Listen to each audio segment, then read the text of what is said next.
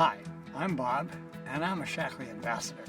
I joined Shaklee 45 years ago. The environmental record of Shaklee, both the past and what we're doing now, and what we'll be doing in the future, is extremely important to me. I think it was kindled early in my life just from my parents' general regard for the environment and for social justice. So it was really something that was part of the ethic of our family. Shaklee fit right into that.